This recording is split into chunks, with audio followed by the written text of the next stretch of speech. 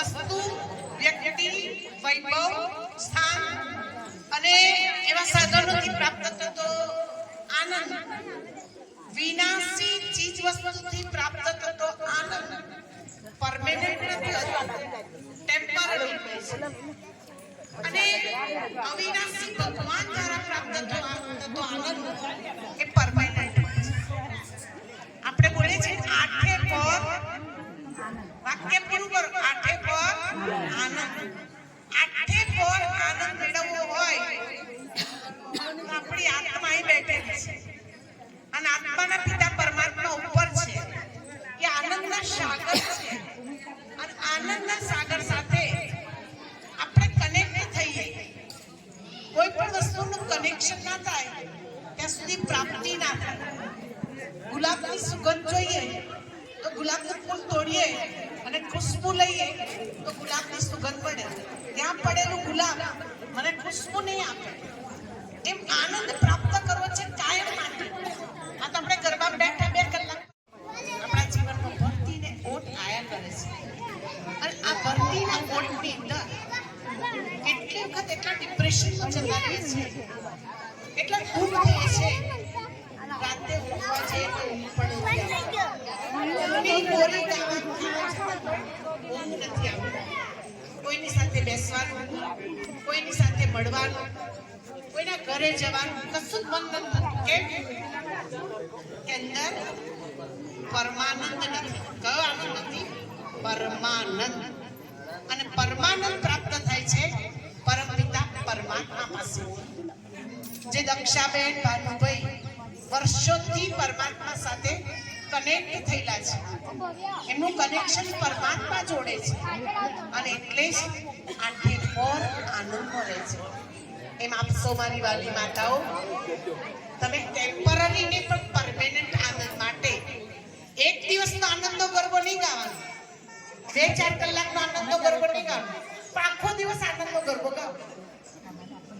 ભલે આપણે વેલણ જોડે હોય કે પોતા જોડે હોય કે વાસુદા જોડે હોય કે કપડાની ડોલ જોડે હોય, આનંદનો ગરબો આપણે ચાલુ. આપણા જીવનમાં શું હોય? આનંદ. આનંદને અને એ આનંદ માટે સ્વયં ભગવાન આ સૃષ્ટિ પર સન 1937 થી અવતરિત થઈ ચૂક્યા છે અને એ પરમ આનંદની પ્રાપ્તિ કેટલા વર્ષોથી કરાવી રહ્યા છે. આપ સૌ પણ કનેક્ટ થાય.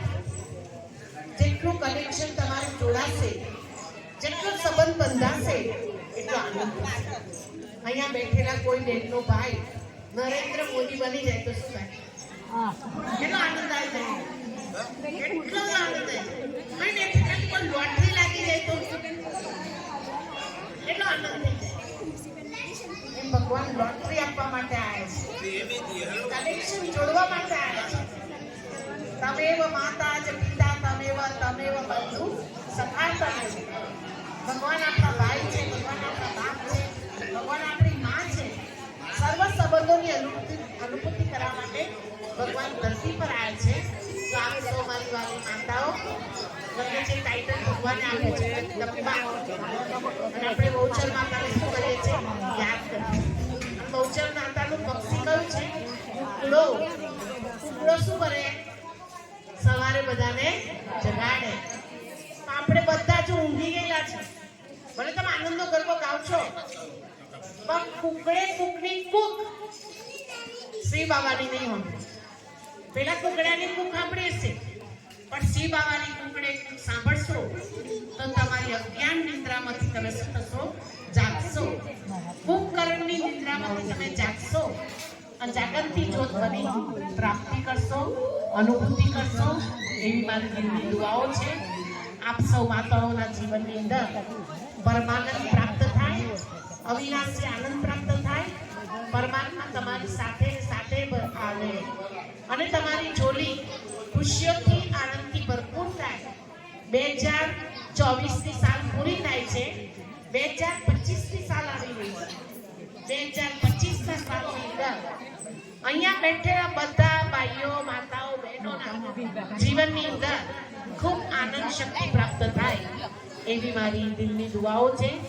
શ્રી બાવાની તમારી પર દયા વરસે, મહેર વરસે એવી શુભભાવના, શુભકામના.